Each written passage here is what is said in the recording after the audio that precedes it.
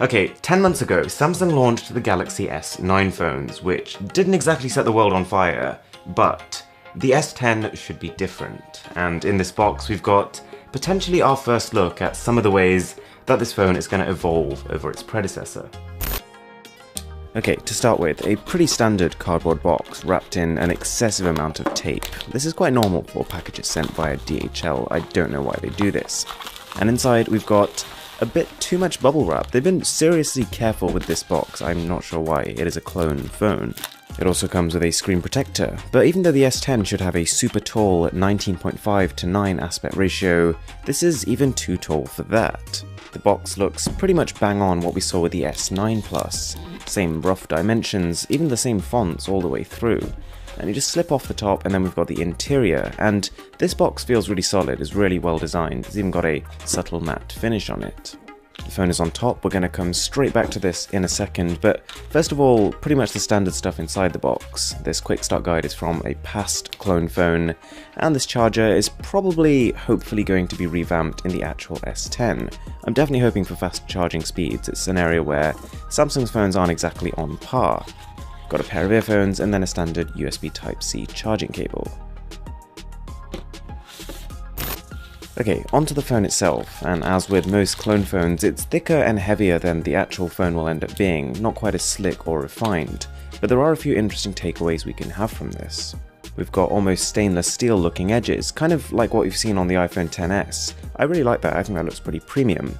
But also the colour, you've got this deep ocean blue, and alongside a green and potentially a pink too, this is one of the primary colours the S10 should launch in. It's also pretty likely that we'll see some sort of gradient finish on at least one of the models, given that Samsung has been now testing them on their more niche devices, and, well, everyone is doing them.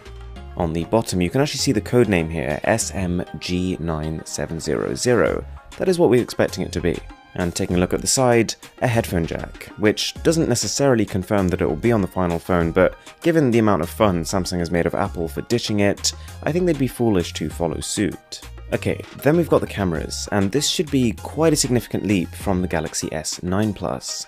The S10 Plus should be coming with a triple camera setup, with the same variable aperture that we saw on the primary lens with the S9 Plus, and the same telephoto to be able to zoom in 2 times. But with the addition of an ultra-wide, this brand new lens would capture a 123-degree field of view. Also, now that the fingerprint scanner has disappeared from the back, Samsung can shift the cameras back to the horizontal arrangement they had previously, which they introduced on the Galaxy Note 8. And in its place, we're hoping for an ultrasonic fingerprint scanner to be present in the screen of the phone, which brings us to the front, and this is where you'll notice disparities to what the actual phone will look like. With the budgets of these clone phones, they can't quite reproduce the punch hole display that we should be seeing, but essentially with the S10, what you're probably going to get is a little cutout with either a single or a dual camera in a little pill shape in the top corner, kind of like this. Now, the clone phone's camera obviously completely sucks, but it was cool to see the different wallpapers that they'd created. Lots of focus on gradients and parallax effects, and I'm sure we'll see some new wallpapers when the S10 launches.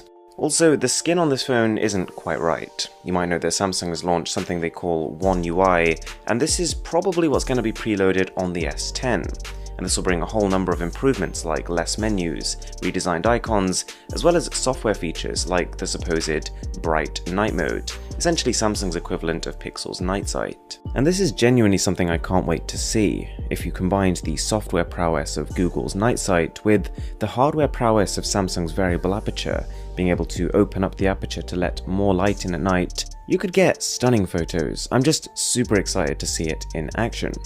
Anyway guys, hope you enjoyed the video. If you did, if you could smash that subscribe button, that would really mean a lot to me.